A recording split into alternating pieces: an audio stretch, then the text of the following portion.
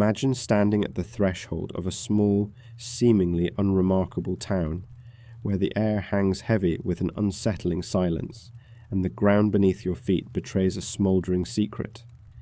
Every breath you take is laced with the acrid scent of smoke, and the faint distant rumble that echoes through the streets whispers of a terrible truth waiting to be unearthed. Tonight, we are looking at a story of Centralia, Pennsylvania, a once thriving mining town whose fate was sealed by a forgotten fire ignited deep within its belly in 1962. This ignoble conflagration transformed Centralia from a place of community and hope into a spectral landscape marked by isolation and despair. The flames, which danced and crackled below the surface, mirrored the rising tension above, where life and land coalesced into an uneasy coexistence, rapidly unraveling before the eyes of its residents. As smoke billowed from fissures and cracks in the earth, the very essence of Centralia began to shift, leaving behind an air thick with foreboding. What began as a mundane landfill burning ritual spiraled into a grim saga of loss as an entire community faced the haunting reality of an insatiable fire that refused to be extinguished. The echoes of laughter stilled, replaced by the whispers of a town in living death, fighting against the encroaching shadows. This tale lays bare the fragile relationship between humanity and the earth beneath us, illustrating the thin veneer that separates our world from chaos. It is a narrative that weaves together themes of neglect, tragedy, and resilience, wherein the remnants of a town serve as both a testament to human error and a chilling reminder of nature's unforgiving might. Welcome to a haunting exploration of cursed legacy, the fire beneath Centralia. Chapter 1. The Heart of Coal Country. Nestled in the undulating hills of Pennsylvania, Centralia emerges from the mist with a certain melancholic charm. Its history, like the thick smoke that once billowed from its coal mines, clings to the landscape, a testament to human ambition and the cost of progress. As we drift through this forgotten town, we trace the path of its rise and decline, a narrative steeped in the very essence of coal, that dark treasure of the earth. The origins of Centralia begin in the early 19th century, a time when the United States stood on the precipice of industrial revolution. The discovery of anthracite coal, particularly in this region, ignited a frenzy of opportunity. The coal not only whispered promises of wealth, but roared with the potential of powering a new era. In this moment, Centralia was born, a beacon of hope, nestled in the heart of coal country, beckoning those seeking fortune and stability. With the arrival of the railroad in 1854, the town flourished. The iron tracks wound their way through the rugged terrain, intertwining with the purposes of the miners who sought their livelihoods beneath the ground. As men harnessed the black, glistening rocks, they became one with the land in a dance that transcended labor. It was identity, community, and survival, all fused in the bowels of the earth. Townsfolk cultivated a spirit of camaraderie amidst the grit, establishing homes, churches, and schools, their laughter echoing off the very quarries that provided their sustenance. For decades, this cycle of labor defined Centralia. Miners descended into the depths, blackened by the coal dust that turned their faces into masks of hard-earned toil. The sound of pickaxes striking coal resonated with a rhythm, a heartbeat that synchronized with the pulse of the community. Centralia thrived as families grew and generations expanded, each one depending on the mines that sustained them. Schools buzzed with the dreams of children who would one day don the helmets of the miners to follow in their fathers' footsteps. However, the price of prosperity began to reveal itself as smoke curled from the very depths that had once cradled the town's aspirations. The reliance on coal became a double-edged sword, offering wealth on one hand while casting shadows of danger on the other. Fatal accidents were not unusual, all part of the harsh reality of this gritty underworld. Death loomed like a spectre, haunting families as they awaited news of sons and fathers who may not return from the mines. Yet, despite the risks, the allure of coal held its grip. As the years pressed on, Centralia's booming era began to show early signs of deterioration in the 20th century. Market fluctuations weakened the hold of coal, placing an indelible strain upon livelihood. New energy sources began to emerge, ushering in a transition that the town was not prepared for. As coal became less coveted, the earth's tight embrace loosened, and the very ground that had once provided vibrancy now felt unstable, foreboding. One fateful summer in 1962, a fire ignited within the coal seams beneath Centralia, igniting a series of events that would forever alter its destiny. What started as a simple flame, a careless act of cleaning the town dump, rapidly spiraled into chaos. Tendrils of smoke unfurled, slithering through the town, whispering its secrets in muffled tones. The coal beneath the surface began to burn at an incendiary pace, undetectable to the town's residents, who continued their daily lives above a seething cauldron. As news of the fire spread, panic ensued. The very earth that had nurtured Centralia's foundation began to betray its people. Subtle signs emerged.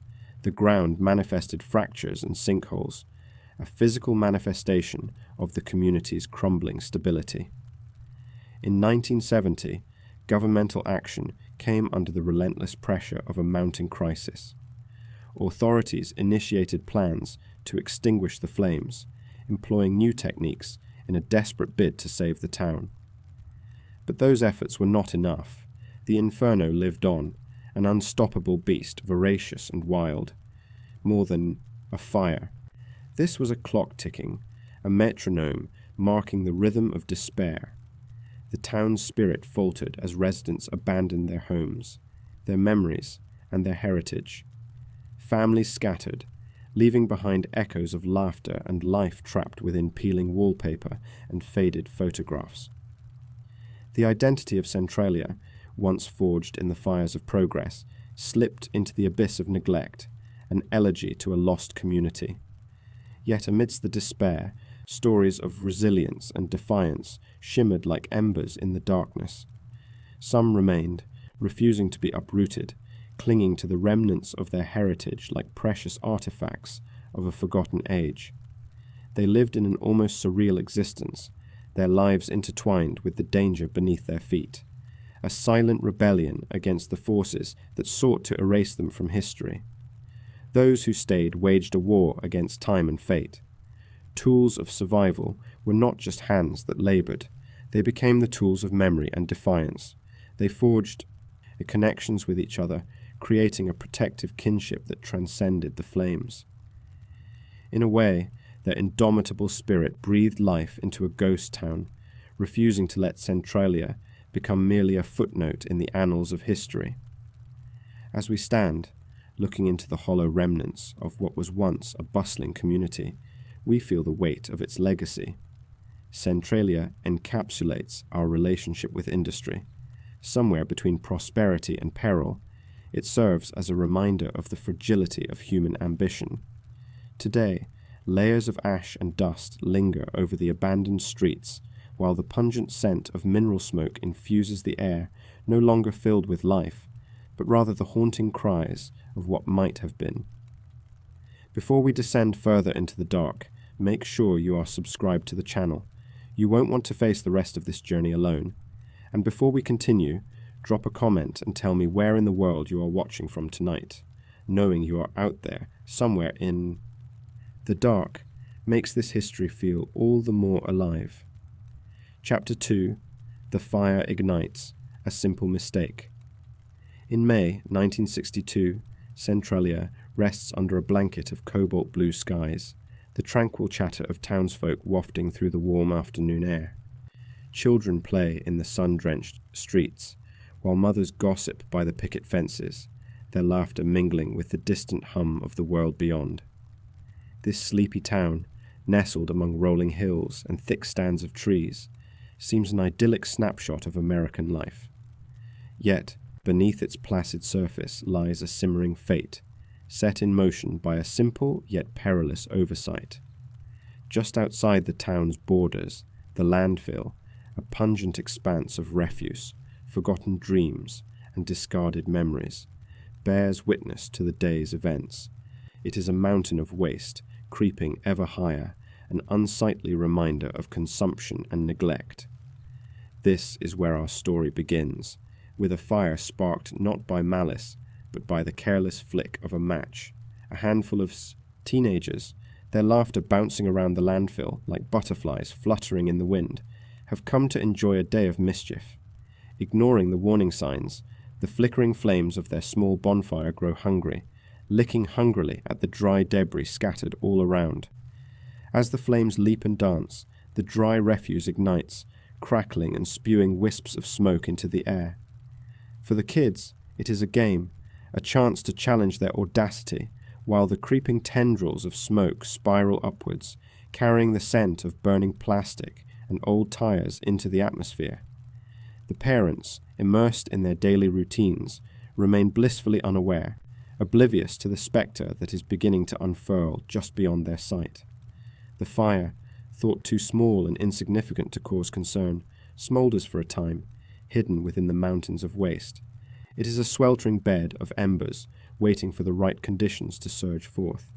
But as the wind changes, carrying with it a whisper of fate, the flames encounter the charred remnants of an old coal mine, sealed beneath layers of earth and time. This mine, long abandoned and left to decay, is an unsuspecting portal into an underground inferno, the perfect conduit for the fire's awakening. Unknown to the inhabitants of Centralia, the very ground beneath their feet is a powder keg, with the mine waiting patiently for the impending disaster to unfold. The coal, once a source of prosperity for many in the area, now lies dormant, its fierce energy trapped in the darkness where ancient passages twist and turn in endless formation. Only the faintest trace of its history remains, marked by the crumbling stone and scattered debris that tell the tale of a prosperous past. But it is no longer the memory of those days that dwells here. It is the smouldering whispers of what is to come. As the day drifts into evening, the curious townsfolk begin to notice the plume of smoke rising from the landfill. They pause their evening activities, their brows furrowing in mild concern.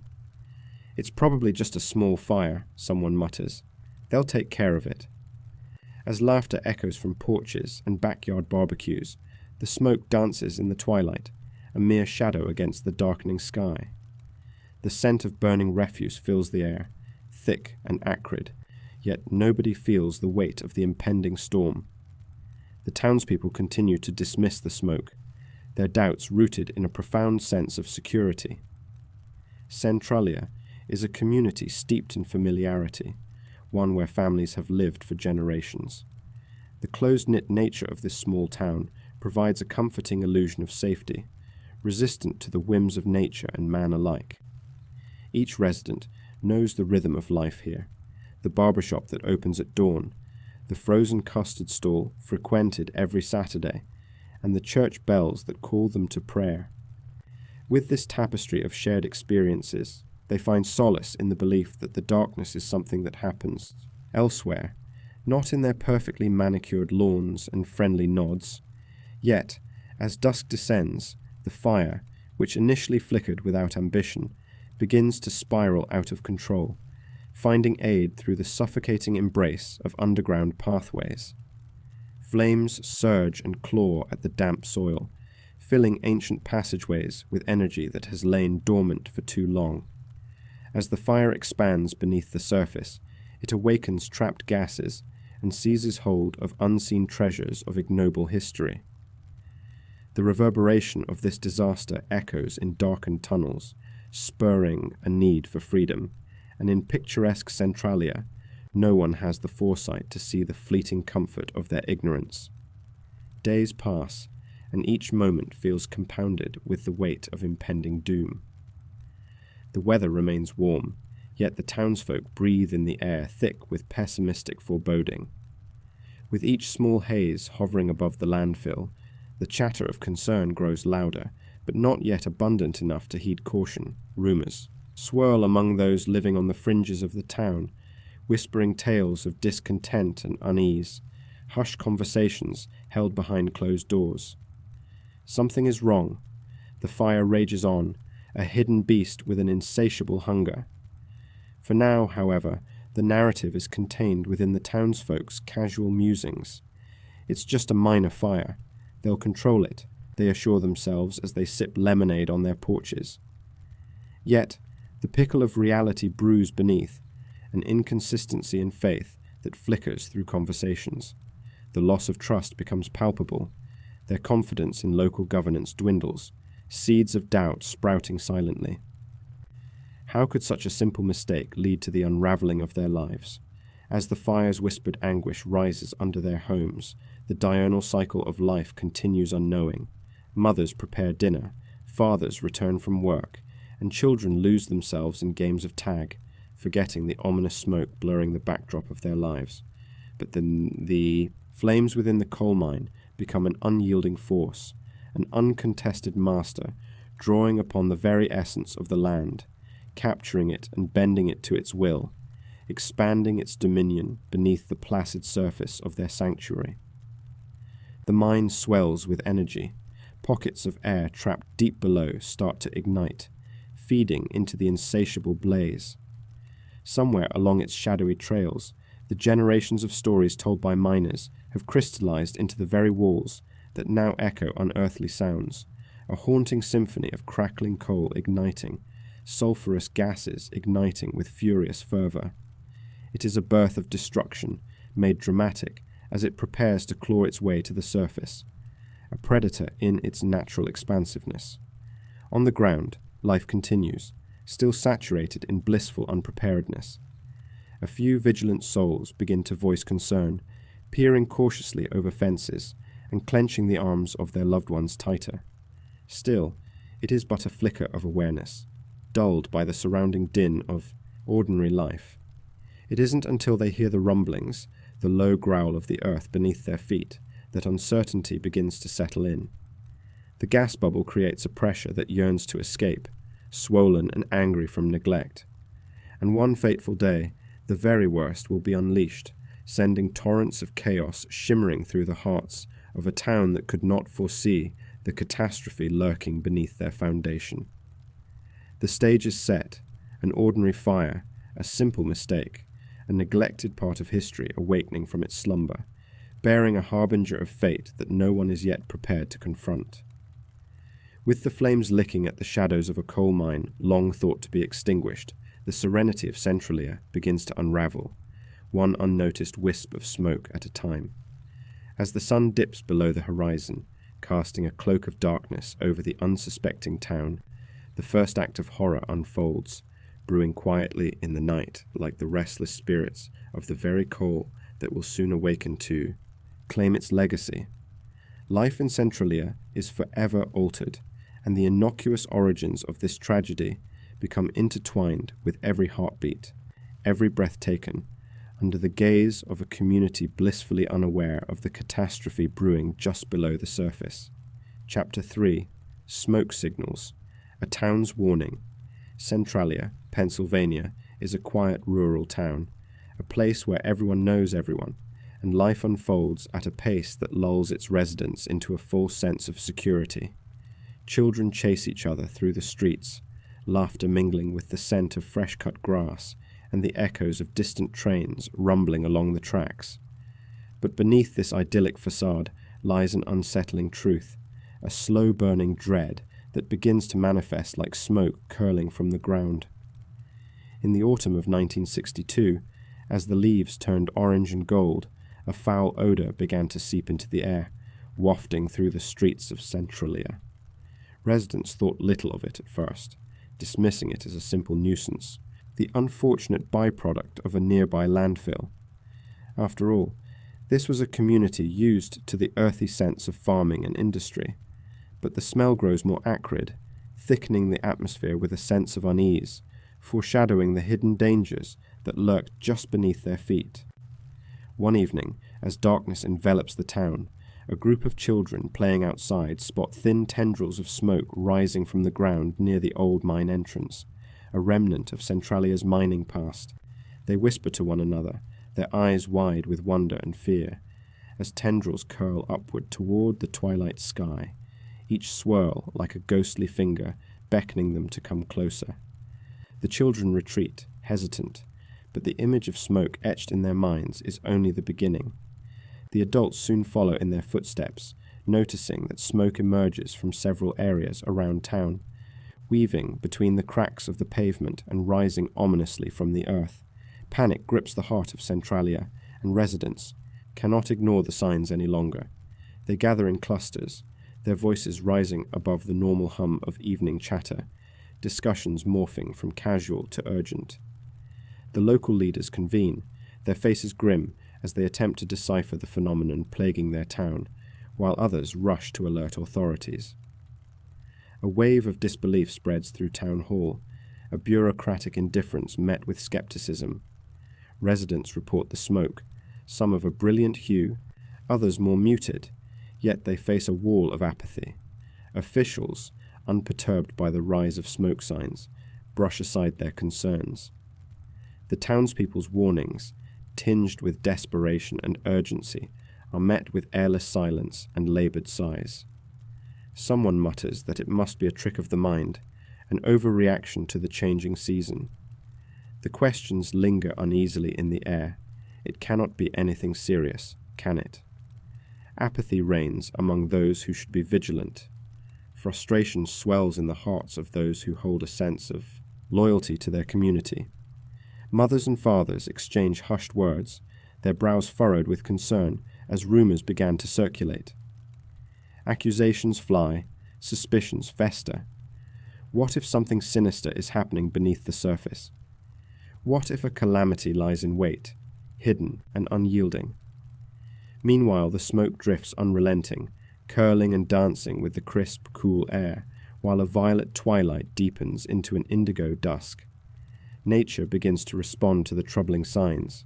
Birds take flight, chattering wildly above the once quiet streets, as if they know something crucial, some deep-seated urgency that eludes those grounded. Trees tremble in the wind, their leaves rustling with trepidation, as if whispering secrets that humans cannot decode. Despite the officer's assurances, the elders' recollections of the past haunt the town, tales of the very mines that once provided hope, but now may be the cause of impending doom. The dust of forgotten stories seems palpable in the air, each word spoken laced with a sense of foreboding. The residents have all heard stories of former coal mines that were abandoned without care, the echoes of their history reverberating throughout their discussions. The tension escalates. Friends turn to adversaries, united by a shared gut instinct that warns them of an unseen threat. The smoke should not be ignored. It swirls like a living entity that refuses to be contained, cloaking their lives in an eerie tension. Anxiety ripples through homes, weaving through families like the smoke itself, enveloping them in uncertainty. Desperation drives residents to take matters into their own hands. They gather for town meetings, fumbling for answers, seeking clarity against a backdrop of rising panic. They recount their stories of smoke, of tremors beneath their feet, of a landscape transforming into an alien terrain. Hope flickers like a dying ember amidst the encroaching darkness. The meetings become charged with emotion, where the balance between dissent and cooperation teeters on the edge of collapse. Elders, once the stoic gatekeepers of safety and tradition, find themselves at a loss, their authority undermined by escalating fear. The same streets that bore witness to their triumphs now haunt them, threatening to consume the memories of their youth. As winter encroaches, the smoke persists. It meanders through the frost-laden air, taunting community members who have clustered for warmth in their homes, whispering conspiratorial gatherings about what to do. The isolation stings more than the cold. The town's once clear skies grow dim under the haze, and the warmth of home turns distant. Seeking resolution, brave souls undertake a pilgrimage to the mine's entrance, a resolute band standing against the darkness. When they arrive, the entrance lies silent, foreboding, draped in shadows as they confront the yawning moor, remnants of a life once lived. Their breaths are shallow as they step forward, drawn by the compelling intrigue that has captivated the town. Just as doubt begins to wane, a plume of thick acrid smoke lunges from the mine, rushing toward them in a frightening display. Instinct kicks in, and they flee from the suffocating cloud, lungs rebelling against the stench that invades everything: memories, hopes, and dreams. It is an irrational response fueled by primal fear, an unwanted visitor that lingers in their community. Images of fire dance in their minds, visions of flames licking the edges of their home, drawing ever closer. Whispers of disaster echo through the hallways of their thoughts, and this once peaceful town morphs into a landscape ravaged by panic. They return to their families shaken, clutching at the urgency that has wrapped around their hearts. In the weeks that follow, the altered reality weighs heavily. Windows are kept closed, and doors are locked tight, as if an invisible spectre stalks their neighborhoods. Conversations shift toward rumors of disease, of toxic fumes that could turn the land against them. Friends become fearful shadows, haunted by the unknown. Authorities continue to dismiss their pleas, while condescending smiles pass for empathy, leaving residents with a staggering sense of betrayal. The very systems designed to offer protection echo with indifference, and those tasked with caring for the community seem unaware of the choking anxiety that has settled over the town like a heavy fog. In the backdrop of despair, the outcry for change grows. It reverberates through the town like an unyielding anthem, urging each individual to push against the tide of bureaucracy. The citizenry embarks on a mission, one of determination, fueled by love for their land and their homes, stripping away the comfortable confines of routine. The smoke continues to rise, persistent and haunting, a visual marker of their struggle.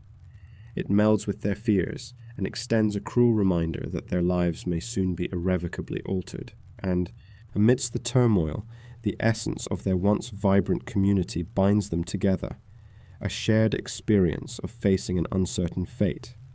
The call for awareness becomes a rallying cry, urging them to remain vigilant against the impending danger just waiting to be acknowledged. In these quiet, assured moments, as twilight gives way to the darkness of night and the smoke spirals into the stars above, life in Centralia begins to unravel.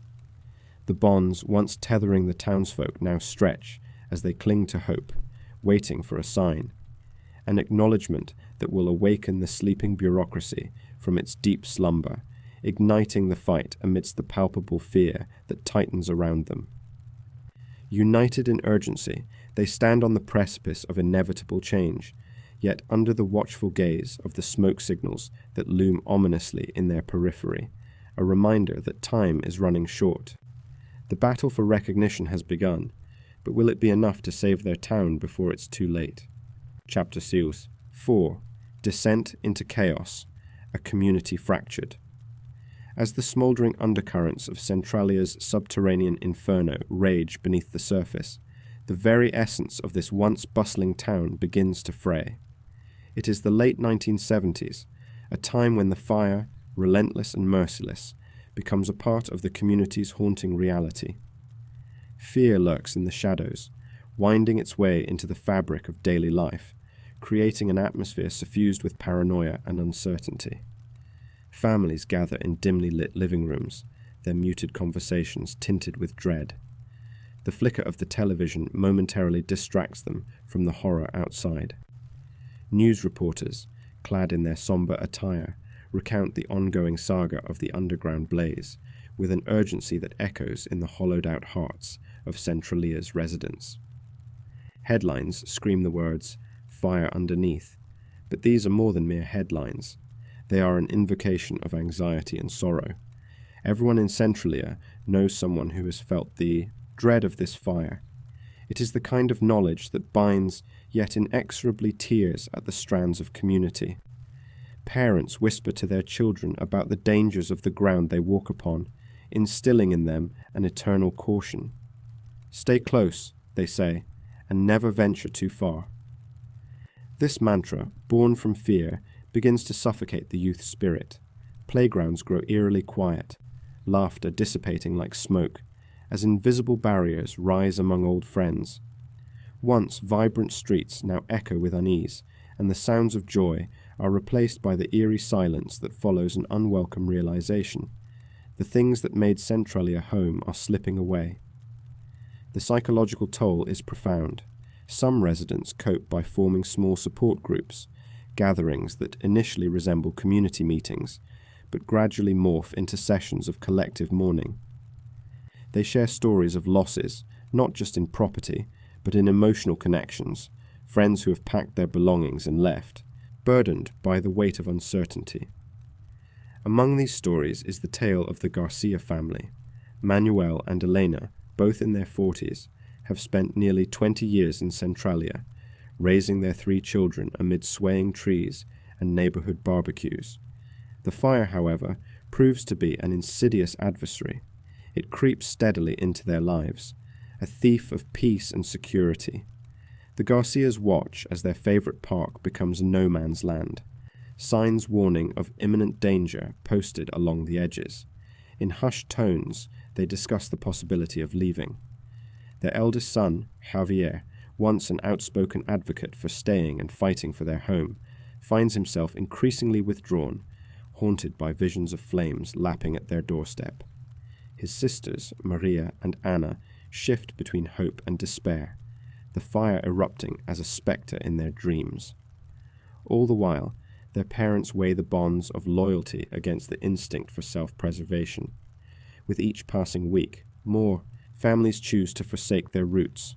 They pack memories into boxes, sealing them away like corpses in a grave. Elation is a distant memory. As they drive away from the town signs, it heralds a funeral procession for their old lives. The tight-knit community of Centralia shatters. Friendships turn fragile. Neighborhoods become ghost towns, abandoned houses standing like sentinels of a lost era. With the departure of lifelong residents, new faces do not appear. Those who once cherished the comfort of shared experiences become relics of a history defined by resilience, now overshadowed by catastrophe. Each empty home becomes a reminder of the sacrifices made. It is in this void that a subtler horror emerges. What remains is the psychological imprint of abandonment, the haunting silence left in the wake of loved ones. As the year wanes, the fire rages on, unseen yet deeply felt, gnawing at the roots of the town's collective identity. Tension fills the air, and surrounding towns grow wary of Centralia's transformation into a desolate shell. Rumors swirl, turning into whispers that echo down quiet streets, often suggesting that those who remain must contend with their own demons. Fear morphs into paranoia, scrutinizing every shadow and sound. Marjorie, a schoolteacher with 30 years of service, stares out of her classroom window, her gaze heavy with sorrow. The school itself is a mere shell, its pupils dwindling as families dissolve one by one. Each desk, once brimming with chatter, now sits barren, clasping memories suffocated by loss. The flickering lights overhead seem to mirror her own struggle to illuminate a future that appears ever more dim. In conversations, she grapples with the encouragement of her colleagues to stay positive, but the words feel futile amidst the dread. Education is a light, they say, but in the hushed atmosphere, that light flickers precariously. The fear of what lies beneath becomes a metaphor for what lies within the hearts of those who stay, the uncertainty mixed with a stubborn resolve. Without others, there is no community. In the evenings, she's joined by other remaining townsfolk at a local diner, the last bastion of community spirit. Men and women sit, nursing mugs of coffee, sharing slivers of conversation that curdle in the air. The smell of burnt coffee lingers, a constant reminder of the town suffocated by flames below. They speak in trembling voices, their attachments growing weaker with every story of evacuation and abandonment. In the kitchen, the cook, an old-timer named Gus, has seen Centralia evolve from a vibrant place filled with laughter and celebration to a town gripped in the darkness of despair. He throws his hands up, exasperated. "We're holding our breath," he says, his gaze lingering on the door, as if expecting someone to enter, someone who does not leave. Only the sound of utensils on plates interrupts the tense silence that envelops the diner like a shroud pulled too tightly. Meanwhile, the reports continue to flood the news. Flames are seen rising high into the night sky, smoke curling like a serpent. The community watches, helpless, as their fire-infested town becomes a spectacle. They stand vigil in their yards, staring hopelessly at the horizon, hoping to catch a glimpse of the looming inferno or to hear news of containment. Moments of collective dread give birth to moments of individual rebellion. Some youth, desperate for distraction, gather in clandestine parties. They drink under the stars, abandoning the weight of their worries for fleeting excitement amidst disillusionment. As laughter rises, so does a feeling of camaraderie that feels somehow false, the aching realization that these moments are but a shallow mask, a veil over bubbling anguish. Yet deep down, they all know it cannot last. Relationships fray, once vibrant friendships dissolve like sugar in water. The risks they take pull them further apart. Each night spent in revelry becomes a painful acknowledgement of chaos, a community that was once inseparable, now caught in the undertow of despair. As the darkness deepens, the fires of Centralia serve as a metaphorical mirror, exposing the rifts in the fabric of community. Every flicker of flame beneath translates to the flickering ties that once united the residents. Voices grow silent, despair curls its fingers tighter around hearts, and faces grow weary beneath the weight of this shared tragedy. The town stands on the precipice, a community teetering on the edge, plastered with the glimmering remnants of what once was, now shattered by the persistent chaos of an unseen fire. Centuries of legacy threatened by flames, it becomes clear. The tragedy is more than physical. It is a devastating fracturing, an emotional fragmentation that burns hotter than any blaze beneath the earth. In this chapter of Centralia's cursed legacy, the illusion of safety evaporates. The heart of the community, once robust, now beats erratically, threatened by a fear that reaches into the psyche and rattles the bones. Those who remain are caught in a cycle of grief and fear, wobbling under the weight of a once bounteous life turned barren. A town stretched taut as the fire beneath continues to consume all in its path, fueling not just flames, but an all-consuming chaos that will redefine Centralia forever.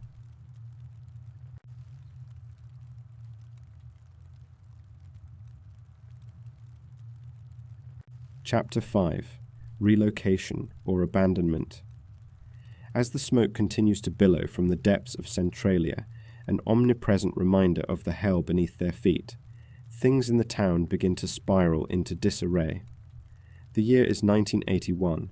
News reports flicker to life across screens in homes far removed from Centralia, shining a light on a plight that has gripped the area.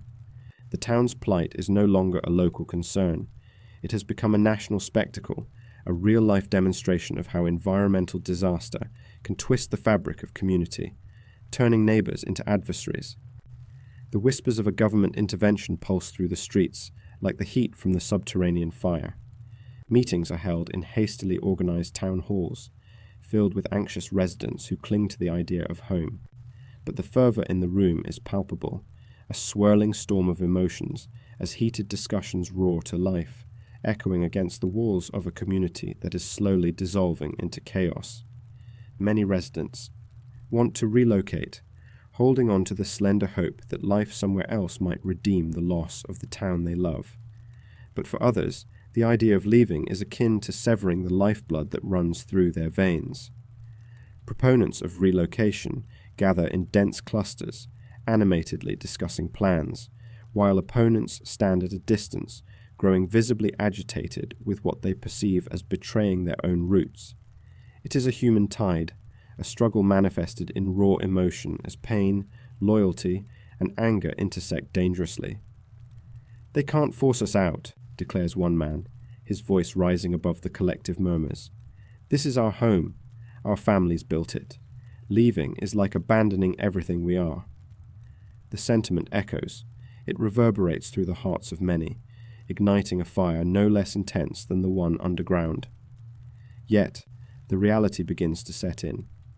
As the government brochures outlining evacuation plans spread like wildfire, they elicit a mix of hope and resentment. Paper, relocation, seems to offer a lifeline, a promise of safe and stable homes. But as residents sift through the ornate language of bureaucratic assurances, the cracks in their solidarity widen. They read the fine print, filled with statistics and promises, but they see their lives eroding with every stroke of the pen.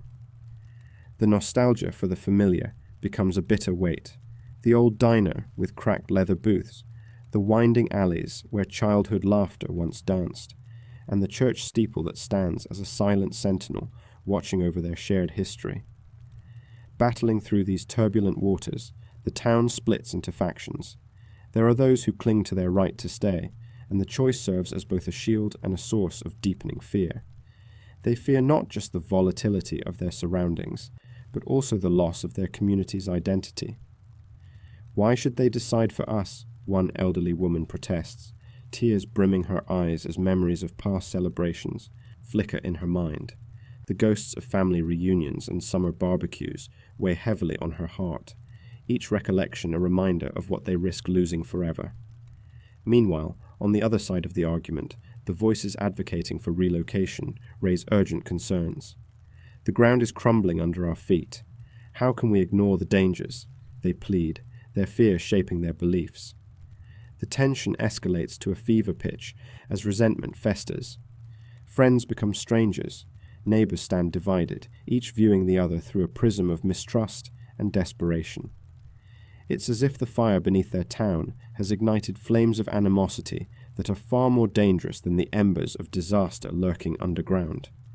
As conversations turn eventually to resignation, some families begin to pack their belongings, sifting through years of memories, feeling like ghosts in a once vibrant reality. They sell their homes to government buyers, their hands trembling as they write signature after signature on legal documents. With each stroke of the pen, they bid farewell, not only to their houses, but to their identities, as if they are erasing pieces of themselves. The landscape of their lives is grounded in nostalgia, yet now it feels like a swift burial. Dreams of what had been and what could have been slip away into the ether. As the exodus of families begins, the town's population dwindles, echoing through the empty streets like a haunting elegy. Hushed voices mingle with the cold winds that whisper through abandoned homes, unfinished projects shriveling in slow decay. Storefronts, once bustling with life, now stand eerily vacant, bearing testimonies to lives that have unraveled. Blinds are drawn tightly, concealing heartbreak from the outside world. Centralia begins to resemble a ghost town, a shell of its former self, and with each passing day, it grows harder to ignore the truth. A powerful force could either forcibly evict them or simply let them drift into oblivion. Yet beneath this devastating reality lies a deeper, more insidious battle, a clash of identity. The pressure mounts as neighbors feel their relationships tested, loyalty stretched thin. It's no longer an argument over merely land or safety. It's an existential crisis that challenges what it means to be a resident of Centralia. For some, the haunting visions of ancestral spirits linger, the memories of their forebears who fought, toiled, and built this community. What would they think of us now, they question, tormented by the choices laid out before them, feeling as if their ancestors are watching, waiting, judging. The thought weighs heavily on their conscience. Meanwhile, young couples find themselves caught in the crossfire. Some choose to stay in the belief that resilience will win over fate. They imagine a future, perhaps tenuous, but full of choices they wish to shape. Others feel the tug of practicality and accept the relocation, driven by obligation to protect their growing families. This rift broadens as children pick sides, and friendships dissolve over bitter debates. "You're abandoning us," echoes a young voice rife with hurt, aimed at a former friend now preparing a moving truck. It's the children who feel the bite of dislocation most acutely, their laughter stifled by sadness. As the government presses forward with its plans, official relocations proceed, a stammering pageant of desperation and reluctant choices. The media continues to personify these residents as victims, while the truth is more layered, a bitter marriage of hope and despair. Centralia becomes a canvas of what was and what may never be, a series of moments on the cusp of dissolution, enveloped in a thick fog of uncertainty. Even as the last families pack vehicles with boxes filled with childhood memories, the few who remain feel the weight of collective history bearing down upon them. They linger amongst themselves, wrestling with the knowledge that their choice to stay could be seen as both bravery and foolishness. "We're not afraid of the smoke or the fire," one elderly man declares defiantly, though the tremor in his voice fractures the courage he attempts to display. "This is our home, and we are not going to let it go without a fight." But as silence settles over the remaining echoes of laughter and dreams, Centralia stands at a crossroads. A legacy once built upon community and resilience is fractured, leaving divided sentiments that will only deepen over time as neighborhoods shift into mere memories. One by one, the souls of the town come to terms with their options, wrestling with grief that is not just for places left behind, but also for the unraveling threads of loyalty, love, and identity.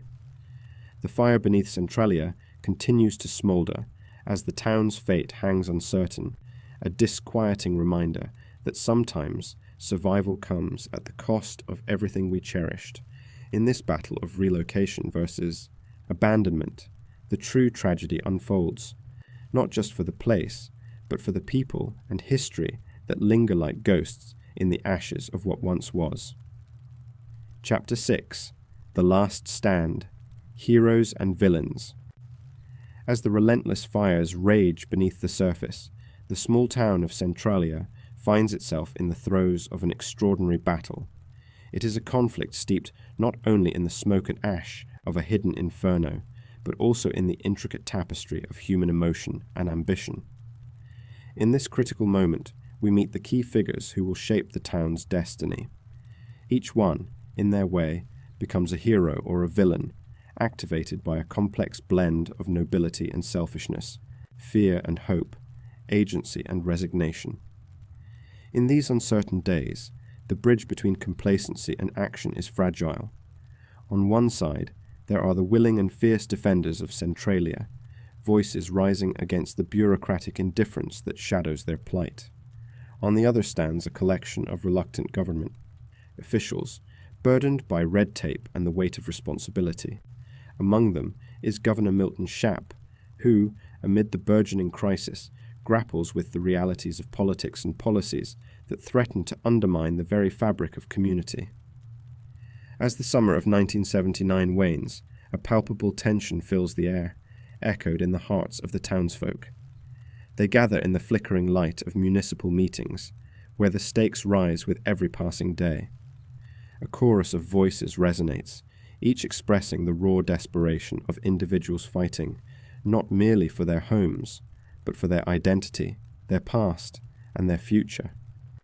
In these crowded rooms, legends are forged in the forge of shared struggle, stories of bravery etched into the psyche of a fractured community.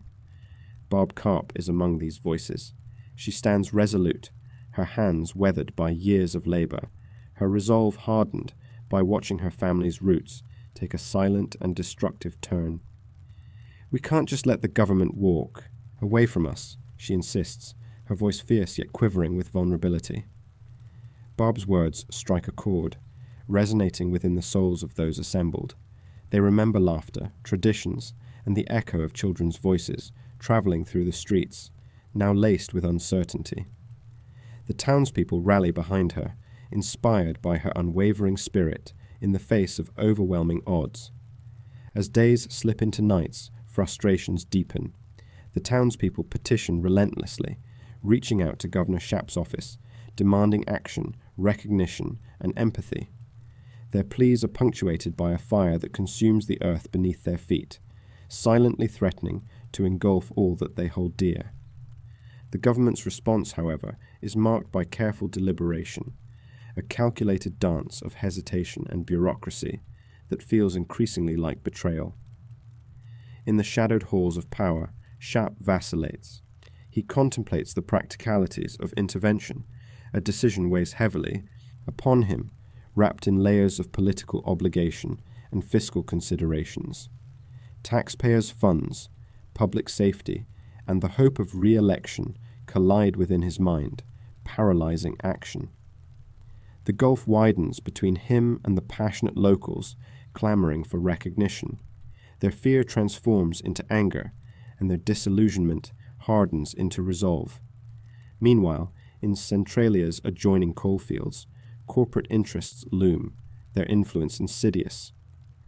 The name Penelec captures the essence of a larger villainy, an entity more concerned with profits than the lives diminished under the looming spectre of catastrophe. While townspeople like Barb rally against their indifference, executives gather over coffee in air-conditioned boardrooms, examining spreadsheets and projections. Their world is one of numbers, not of names. The stakes have never been lower for them, but for Centralia, it feels like a funeral shroud deployed by unseen hands. One fateful autumn day, the air thick with an acrid stench, a small fire erupts in a nearby abandoned mine. Unbeknownst to the town, this fire is but a whisper of the greater tragedy, yet it ignites desperation amongst the community leaders. Town meetings transform into war rooms, filled with plans and strategies to save Centralia. Names like Mayor Joe O'Brien emerge as central figures, navigating between community ire and the state's negligence. He embodies the tireless struggle of a leader losing grip on hope, balancing his affection for the town against the inconveniences of bureaucratic paralysis. A plan emerges, a call to action that reaches beyond Centralia's borders.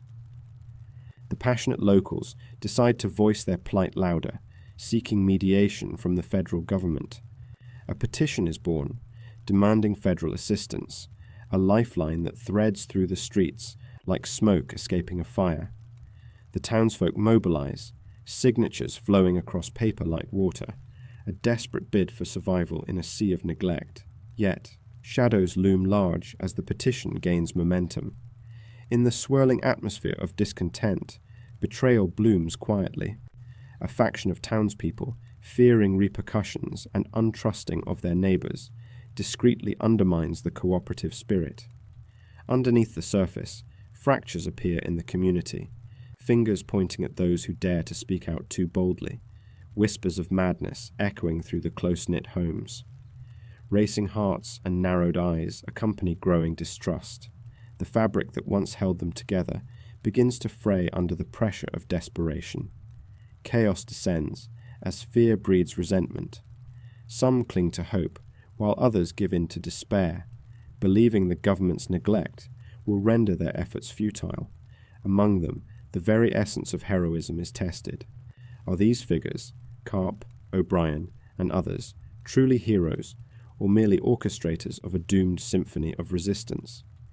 Their intentions blur against an increasingly complex backdrop, moments of bravery, juxtaposed sharply with instances of failure, painting a crude picture of heroism that feels more like survival of the fittest than the solidarity they once enjoyed. In the depths of winter, as snow blankets the town, isolating it in a stark white shroud, the town's resolve hangs in the balance. The air crackles with tension.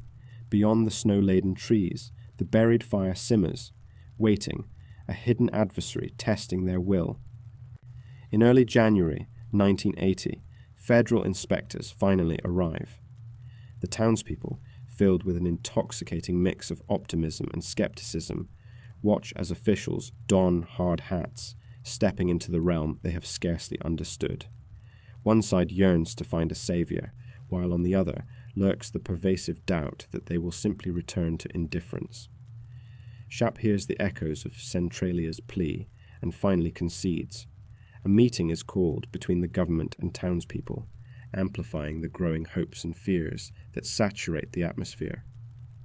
It is in this charged moment that the true nature of heroism unravels, revealing the tangled threads interwoven with the fear of loss, admiration, betrayal, and desperation. Centralia stands at the precipice, driven by a stark and chilling confidence that underneath the sacred ground, the struggle is both internal and external. As the date approaches, chatter fills the air. Will they finally receive the help they so desperately need? Anticipation builds, followed by crushing disappointment. Decisions that can affect lives are made with indifference. The government sends its representatives, painting dire pictures of the unavoidable evacuation. Those who cling to hope feel the weight of the world collapse upon them. In that pivotal meeting, as words crash like waves against the resolute shore of Centralia's determination, something shifts. The crude anatomy of consequence lays bare, exposing the truth. They cannot simply wait for salvation. They must salvage their own fate. And yet, against the backdrop of such sacrifice, a sinister undercurrent of betrayal still winds its way through Centralia. Voices of dissent that wonder if the sacrifices of their neighbours will indeed lead to their own salvation, or an empty promise of safety. Centralia stands battered but unbroken, a testament to the heart of a community. The intertwining narratives of hope, betrayal, and the hidden treachery flow like the smoke from the fire beneath. In this profound climax, truth battles despair, and sacrifice crushes against the unyielding stone of negligence. Though the fire may rage in the unseen depths, on the surface, the people of Centralia prepare for one final act of defiance, a last stand that will mark their legacy.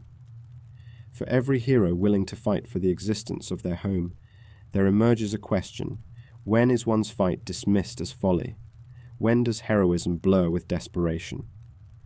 The town of Centralia cradles its conflict and stands united yet torn, straddling the precipice where the line between bravery and madness evaporates into the choking haze of the fire beneath. Chapter 7. Ghost Town, the Evacuation. The sun rises over Centralia, barely breaking through the heavy veil of smoke that hangs perpetually in the air.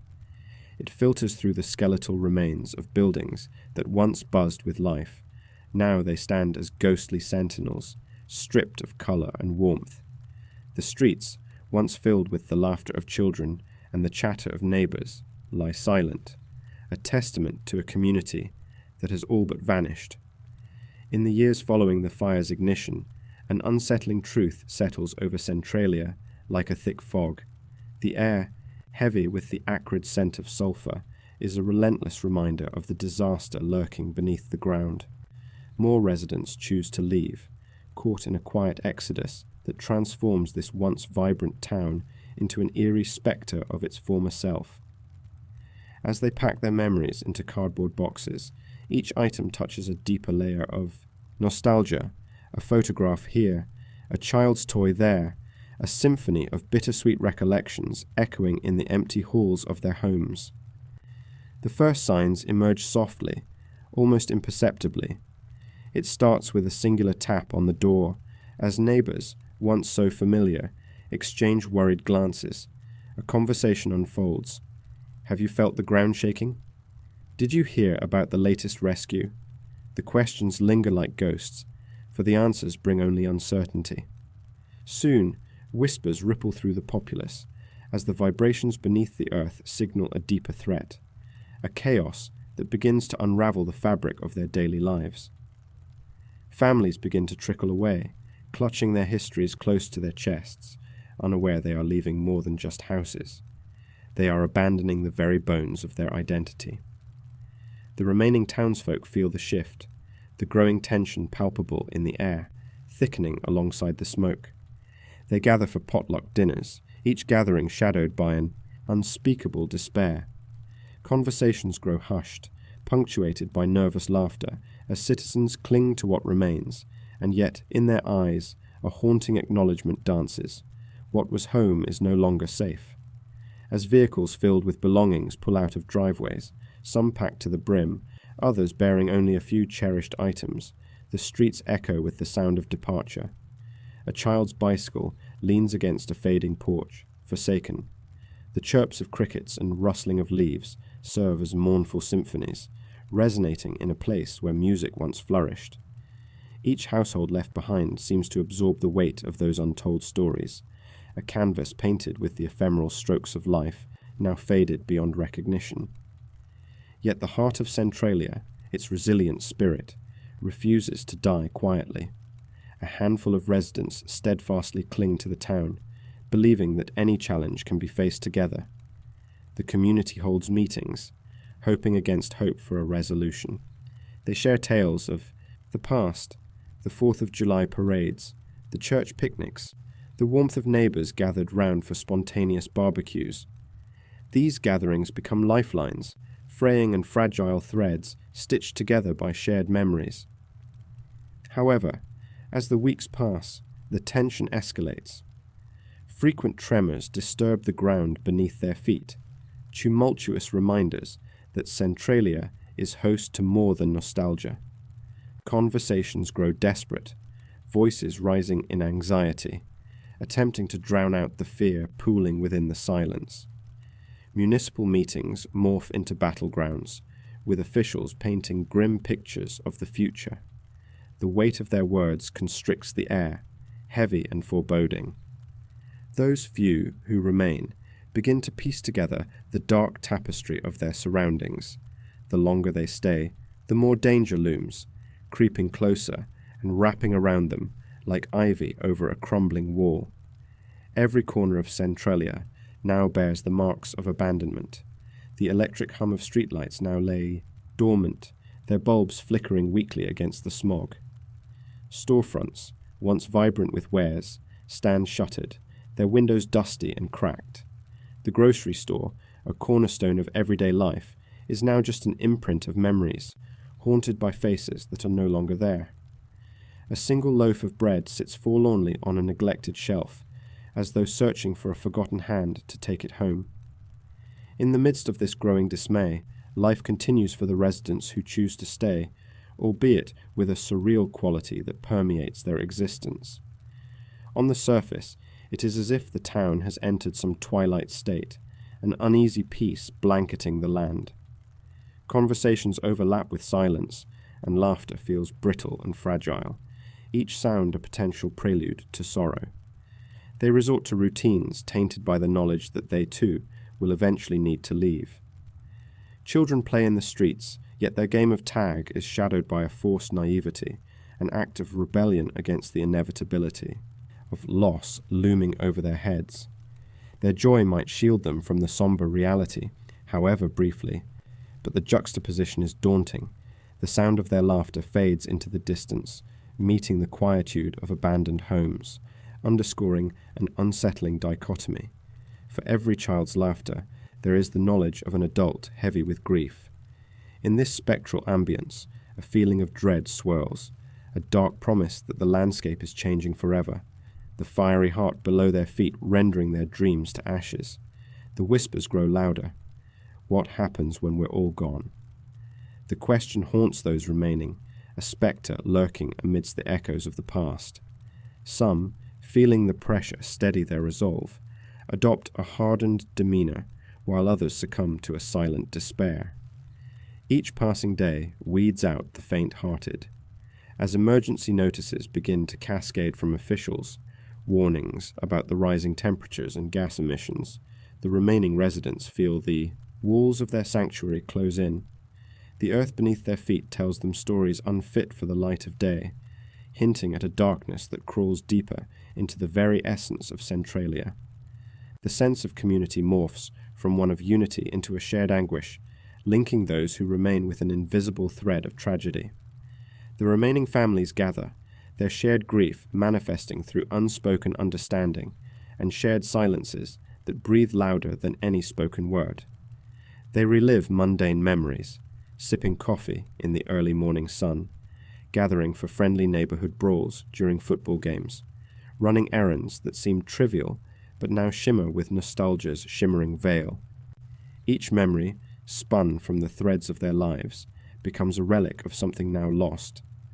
The community continues to struggle against the tide of inevitability, the realization that their beloved Centralia is slipping through their fingers like sand. They share fearful glances as vehicles, emblazoned with "for sale" signs, begin to appear, creeping steadily down their streets, toying with the irony of potential strangers inheriting their legacy. With resignation and regret, each resident conjures images of new lives, stark, strange, and far removed from the haunting streets of their childhood. Homes that once sheltered laughter and joy now loom derelict as the shadows of families slowly fade from the town square. As more "for sale" signs sprout like weeds in once revered yards, each sale carries with it not just the promise of new beginnings, but also the echo of loss. Those who remain confront an unsettling question: when do they give in to the inevitable? The intertwining of past and present, of heartache and hope, grows stark.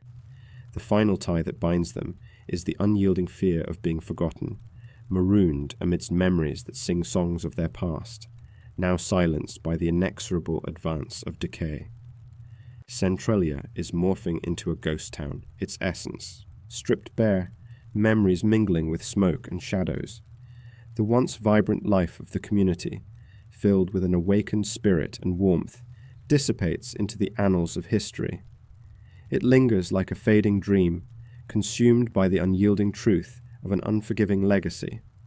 Understandably, everyone yearns to hold on longer, yet the spectre of loss dances at the edges, an ominous reminder that even memories wane under the weight of time. And so it is that silence consumes the streets of Centralia, leading the final exodus.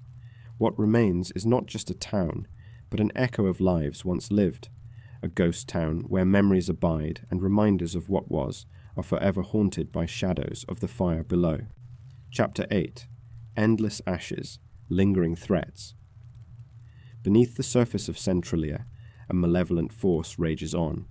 Years have passed since the underground fire ignited, yet its insatiable hunger continues to consume the earth.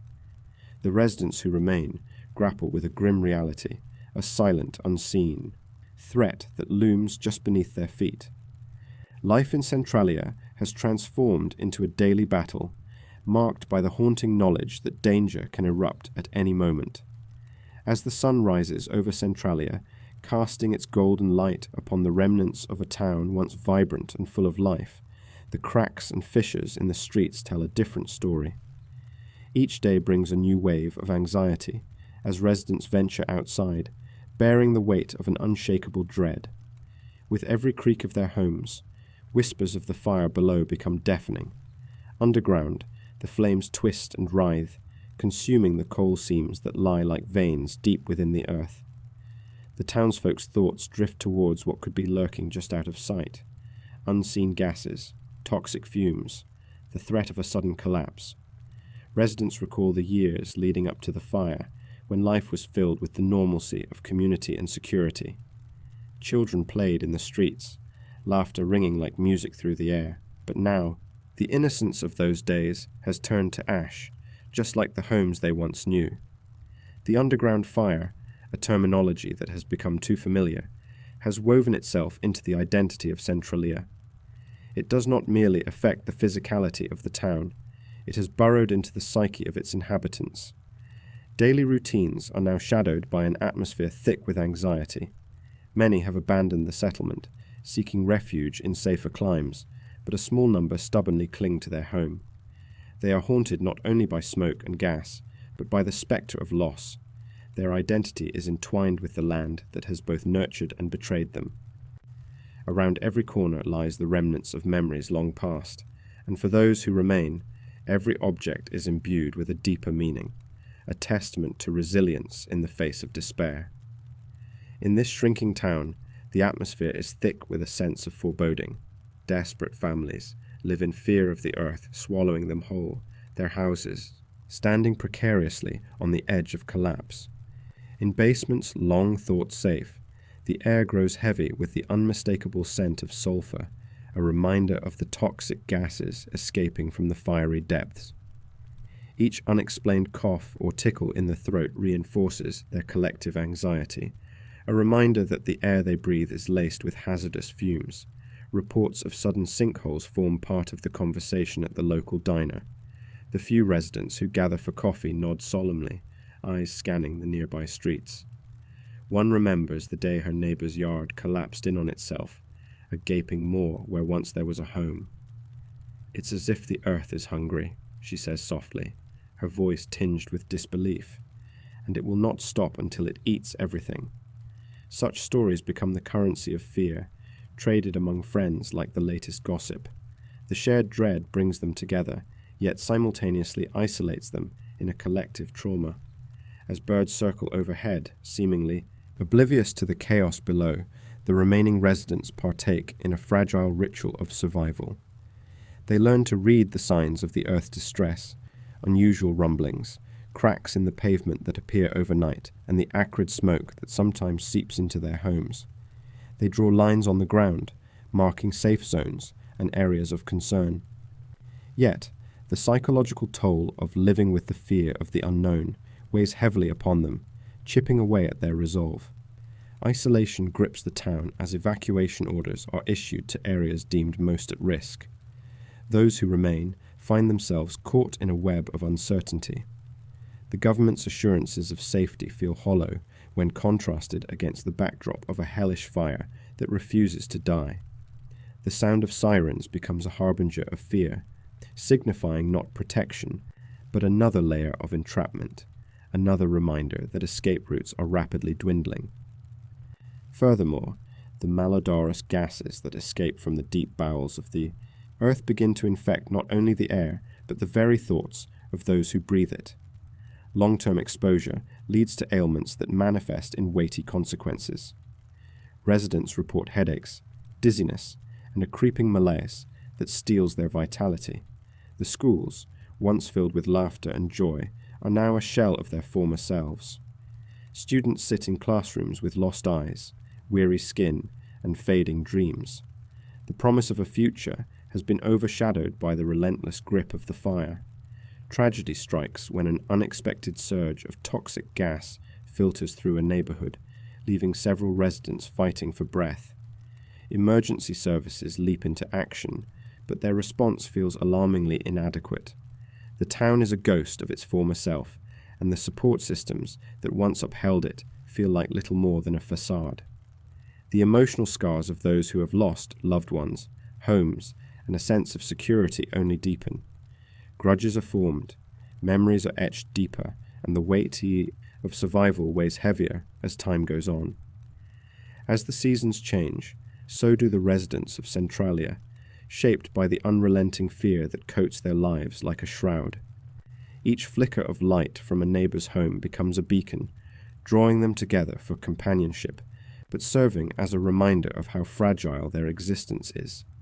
Isolation encroaches like the smoke from the ground, suffocating not only their homes, but their very spirits. They face each day knowing that a collapse may occur at any moment, threatening to swallow them into the fiery depths. Yet amidst these dark shadows, a flicker of defiance persists. A handful of residents band together, determined to confront the menace beneath them. They begin to propose solutions, share their knowledge, and reach out to experts, hoping to draw attention to their plight, to seek answers amid the chaos. They scour the internet, seek guidance from environmentalists, and rally others to their cause. They refuse to let their community become a mere footnote in a tragic history, hoping instead to forge a path forward, however tenuous. This sense of solidarity ignites a sliver of hope.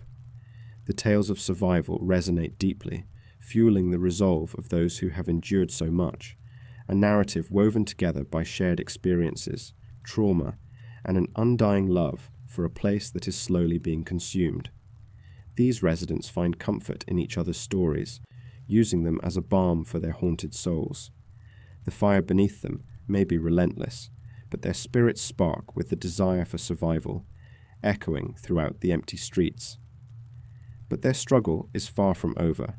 The fire continues to rage, ebb and flow, unfurling its destructive hands deep within the ground.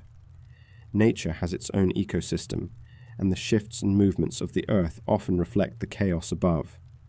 In the absence of adequate responses and care, the emotional scars of despair deepen. They are etched upon their faces like creases on old leather, revealing tales of pain, loss, and survival. As ash falls like silent snow upon the town, a stark reminder of the hell beneath, the residents of Centralia ponder the legacy they will leave behind. Will it be one of defeat, a cautionary tale of what happens when neglect overshadows vigilance? Or will their fight offer a glimmer of strength that ripples through generations? Although the immediate threats loom ever present, there comes a realization that their deepest strength lies not within a physical battleground, but within the bonds forged in the face of adversity. Though the fire rages unchecked, and the earth threatens to consume them whole, the lighters of hope flicker amid the darkness.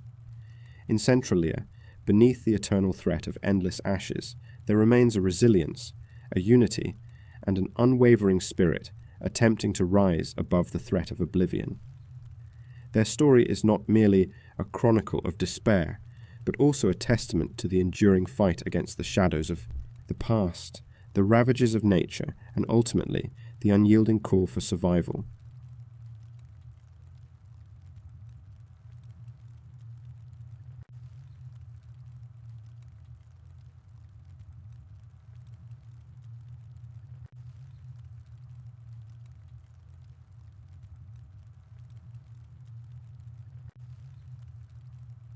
Chapter 9. Legacy of Centralia, the Human Cost. As the smoke continues to billow upwards from the earth, a haunting silence envelops what was once a vibrant community. The fiery heart of Centralia, Pennsylvania, burns beneath the surface, an unsleeping beast that consumes more than just soil and stone. It devours lives, memories, and futures. In this shadowy aftermath, the human cost of the Centralia disaster reveals itself, intertwining the stories of those who were left behind, the remnants of a town once filled with laughter and dreams. The fire began in 1962, a slow ember igniting a cataclysmic change that would sweep away the very foundation of normalcy for the people of Centralia. What many once viewed as a quaint and industrious town became a smouldering ghost of its former self, haunted not just by physical loss, but also by an emotional erosion that stretches into the hearts of its survivors. As we journey through the remnants of memory, we find ourselves among those who lived it, whose lives were irrevocably altered by an invisible enemy that lurked just beneath their feet. Imagine for a moment a child playing outside on a warm summer day, their laughter blending with the distant sounds of community life. This was a typical image in Centralia, where neighbors knew each other and every street had a familiar face. Yet, this idyllic childhood can be shattered by the rumble of earth beneath, the acrid smell of smoke wafting through the air, a sign that something is terribly wrong. It begins with whispers, hushed conversations as parents warn their children to stay close. And for those who grew up in Centralia, these warnings became less about lurking dangers and more about a community slowly unraveling. One survivor recounts that fateful summer. I was 10 years old when everything changed. One day, my mother told me not to go beyond the fence anymore, that there was something dangerous hidden in the ground. I didn't understand then, but those words felt like a curtain falling, blocking me from my own childhood. The rigidity of that moment, the crumbling away of innocence, marked the beginning of a transformation, one that many would grapple with for decades to come. The trauma experienced by Centralia's residents cannot easily be quantified. Families split apart, unable to cope with the growing terror of their situation. The disaster did not merely extinguish their town, it snuffed out futures and forced people to reckon with the painful question, where has my home gone? They are left haunted, echoing like the whispers of the wind through the abandoned streets. The ones who left carry the weight of disappointment. We didn't just leave our houses, we left the walls that held our stories, the backyard where our kids played, the memories wrapped around us like a warm blanket, snatched away by a fire that no one could control. The Centralia fire, a ferocious entity of destruction, only escalated over time.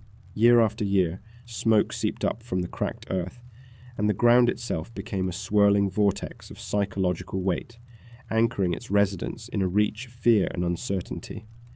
It was not just the tangible loss of homes and possessions.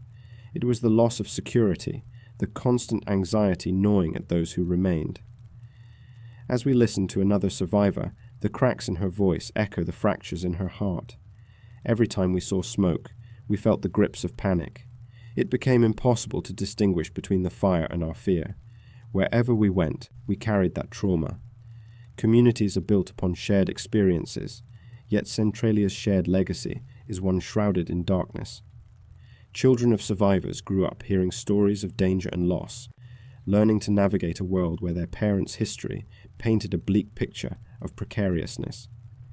Many of them expressed sadness and frustration over being unable to participate in typical childhood experiences, birthday parties, neighborhood games, and simple camaraderie.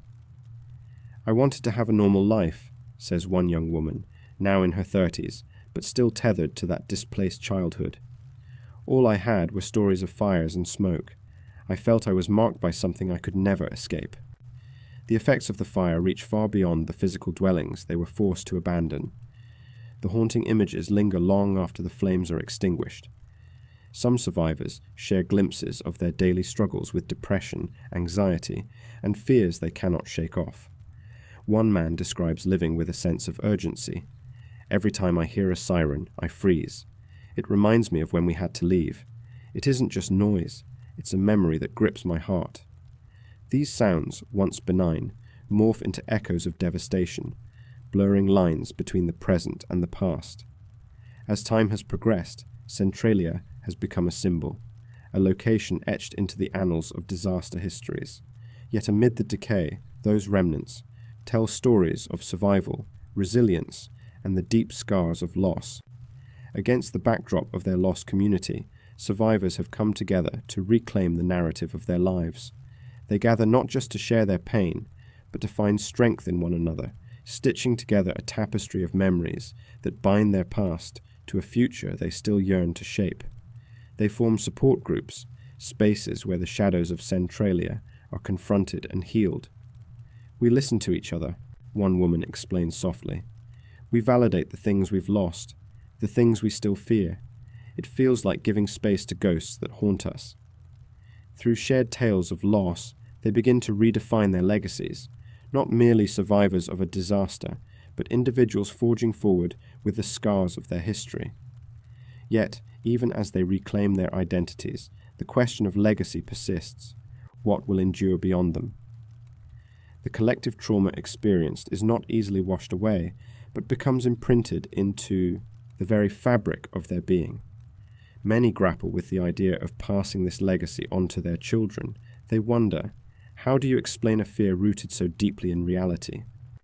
How do you guide them through a world still encased in mist, hinting at unseen dangers? Some opt for silence, shielding their children from a shared grief they fear is too heavy to bear. Others diligently share the unvarnished truths. "We talk about the past courageously," one father shares. "They need to understand what happened, but we want them to know they are safe now. It's a balance, a tightrope walk between protecting them and revealing the shadows." The burden of memory, laden with pain and resilience, becomes the backdrop of parenting in Centralia. One survivor's words resonate. "With every story told, we hope to weave strength into the future." Yet, uncertainty lingers like the smoke they had once known. Will that strength be enough? Amidst this struggle, there blooms a determination to seek meaning within the tragedy. Charitable organizations emerge, dedicated to keeping the narratives of Centralia alive, to foster awareness of the causes behind the disaster, and to advocate for the communities affected by such existential threats. In these efforts, survivors find a renewed purpose. Their legacy is not one formed by disaster, but one marked by advocacy and the spirit of rebuilding. As the years unfold, Centralia transforms into a paradox, a site of sorrow and resilience, where tragedy meets the enduring spirit of its people. The fire beneath may have taken their houses, but it could never extinguish their hope. In time, they reclaim the narrative of their existence, a fierce determination rising from the ashes. It is this internal strength, forged through loss and tempered by love, that serves as the true legacy of Centralia, a haunting reminder of the past that pushes its survivors toward uncertain, yet hopeful tomorrows. In silence, under the weight of their stories, they remember their town as it was, a place of dreams, while simultaneously carving out paths unseen, where each day becomes a testament to survival and the fierce desire to prevail beyond the shadow of what once was. Centralia may be a ghost town, but its spirit lives on in the hearts of its resilient inhabitants, a testament etched in time with an unquenchable fire of hope that remains flickering, even in the darkest of nights. Chapter 10. The Myth and the Memory. As the sun rises over the haunting landscape of Centralia, Pennsylvania, the mist clings to the earth like an uninvited guest. In this forsaken town, where nature has reclaimed what was once bustling with life, myths and memories intertwine, creating a tapestry rich with tales of tragedy and survival. The slow, relentless encroachment of weeds through cracked pavement serves as a stark reminder of what was, while whispers of the past linger, echoing through the hushed remains of buildings swallowed by time. Once a thriving coal mining community, Centralia's identity is now irrevocably entwined with an underground fire, a catastrophe that has transformed a vibrant settlement into ghostly remnants of civilization. The fire, ignited unintentionally in a landfill, grows like a malignant life force beneath the surface, consuming coal seams and altering the very core of the earth. As decades pass, the flames rage on, hidden from sight yet omnipresent, casting an eerie shadow over the town's long-buried bones. It is a story that captures the imagination, drawing in adventurers, historians, and the morbidly curious. As we dive deeper into the collective memory of Centralia, it becomes apparent that its narrative has transcended mere facts and figures. The events of the past have morphed into a fertile ground for folklore, giving rise to a series of myths that shroud the town in a veil of mystery. Local legends flourish among the remnants, tales of ghostly apparitions, lost souls wandering near the steaming fissures, and strange encounters in the foggy streets enthrall those who dare to wonder what truly lingers in the silence. The myth-making process surrounding Centralia burgeons as individuals recount their experiences or share listened-to stories. A group of urban explorers might venture into the heart of the abandoned town, cameras in hand, intent on capturing the essence of a place long forgotten by time. As they tread cautiously past crumbling facades, each step taken is laced with trepidation, for every shadow could mask a lingering spirit of the past, trapped in the undertow of smouldering earth. While some visitors seek to uncover the ghostly truths of the town, others approach Centralia as a symbol of resilience. In tales shared around campfires or written in the dark corners of the internet, the town grows to embody the spirit of survival against the odds, the dynamic human will to confront adversity whatever form it may take. It symbolizes not just a town lost to disaster, but also the defiance of those who once called it home. Stories of neighbors helping one another during the forced evacuation echo through memory, resonating with a universal truth. Even in the face of despair, humanity's bonds can foster hope. Yet, the irony of Centralia's resurrection as a symbol of both resilience and caution is palpable. As the town fades from physical memory, its legacy takes root in the collective consciousness of those who hear its tale. Visitors often come, entranced by the dichotomy of beauty and decay, rusting cars, overgrown lots, and the remnants of a life once lived contrast sharply with the vibrant aliveness of nature pounding through the cracks. It is an image of bittersweet fortitude, a town that has met its demise, yet remains alive in hearts and minds, continuously reanimated by stories. Environmental caution plays a dominant role in the narrative of Centralia's transformation into a modern-day fable. The lurking dangers of unchecked industrial practices serve as a cautionary tale, reverberating in discussions today about climate change and responsible stewardship of the earth. Centralia's story is one of negligence, of failing to heed the signs, and of confronting the consequences of human action. As the steam rises from the earth, it speaks to the consequences of exploitation and the urgency of acknowledging our impact on the environment. The chilling stories shared by those who dwell in the periphery often amplify the mystique of Centralia. There are accounts of unusual warmth radiating from the ground in places where the fire still burns, an unsettling gift offered by a land that remains beyond the grasp of human control. Visitors walk paths marked by legends, relaying tales of unexpected encounters with figures dressed in the outdated fashions of the 1960s, hinting at those who never left, or of travellers graced by haunting glimpses of Centralia's past. As people catalogue these experiences, a mythos grows, evolving from mere observations to moving narratives, steeped in anxiety and wonder. The fracturing of human connection with Centralia highlights the lost stories, the identities, and the memories of those displaced. Each personal account turns into threads in the broader tapestry, connecting diverse souls from different walks of life, while tethering them to this enduring myth. Alongside the burgeoning folklore, the visual impressions of Centralia capture an audience as well. Artists, writers, and filmmakers flock to the remnants, drawn in by their relentless abandonment. The ghost town stands as a muse, inspiring artistic endeavors, while simultaneously being a reminder of environmental collapse, a juxtaposition of artistic inspiration intertwining with a cautionary tale. Photography captures the lingering beauty amidst the ruin, inviting viewers to peer into a world that straddles reality and myth, evoking feelings of loss and reflection. The tales whispered about Centralia evolve rapidly in the modern age, thanks to the digital landscape. Forums teem with online discussions about ghost stories and personal experiences. Videos circulate showcasing intrepid adventurers and the eerie landscape they explore. This conversion to digital myth-making breathes life into the haunted legacy of the town, enabling it to reach audiences far beyond the limitations of geography. As Centralia's story navigates through the lens of modern technology, the entrapment of its past in urban myths transcends physical space.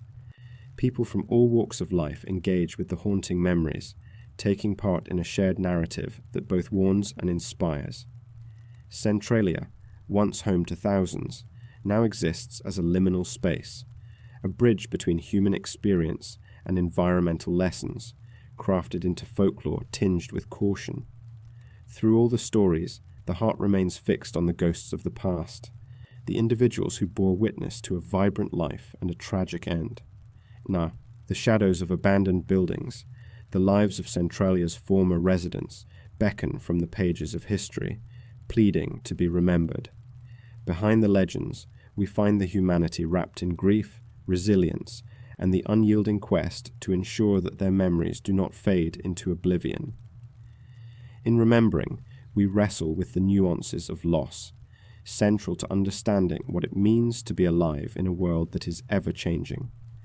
In the end, Centralia drifts like smoke through history, forever imprinted in the minds of those who listen. It becomes more than a cautionary tale.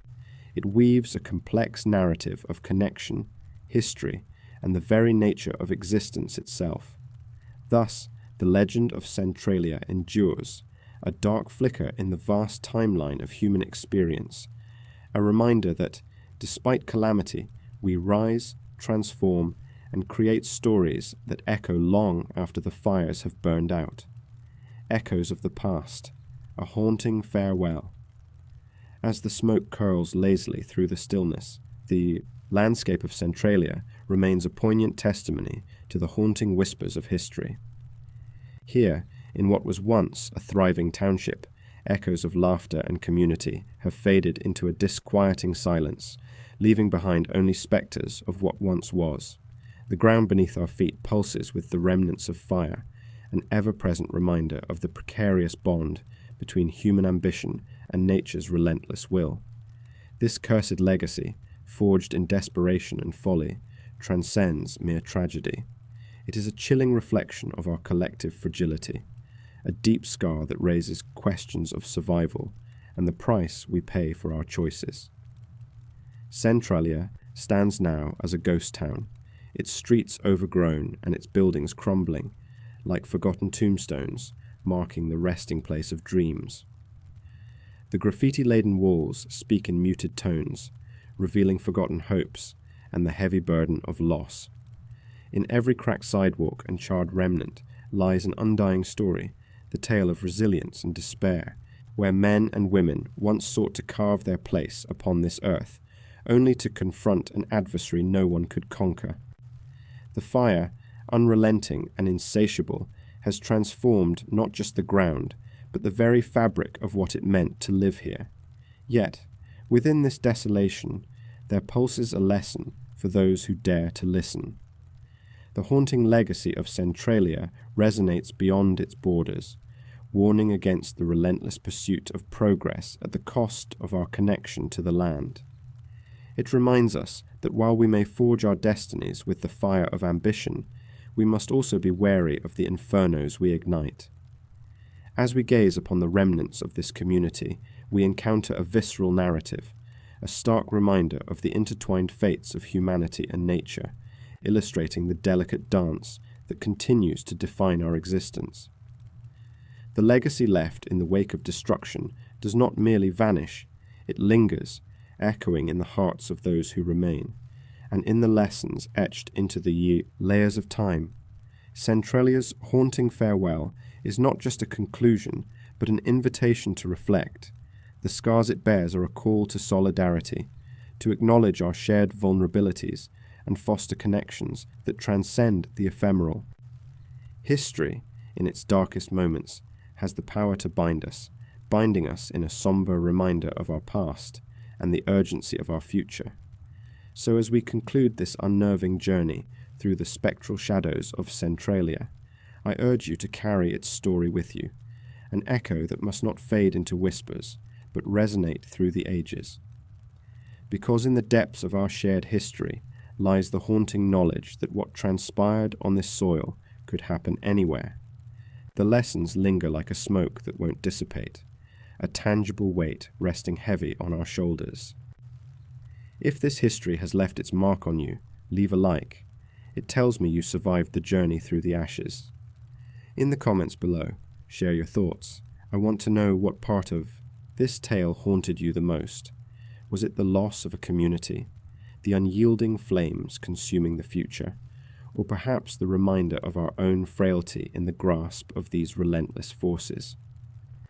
As shadows stretch longer and the darkness encroaches, prepare for our next foray into the abyss. What lies ahead, shrouded in mystery and dread, will chill your spine, an exploration of another darkened chapter in humanity's tapestry, where the past refuses to remain buried. Join me, if you dare to walk the fine line between history and haunting. Until next time, tread carefully where the echoes of the past still linger.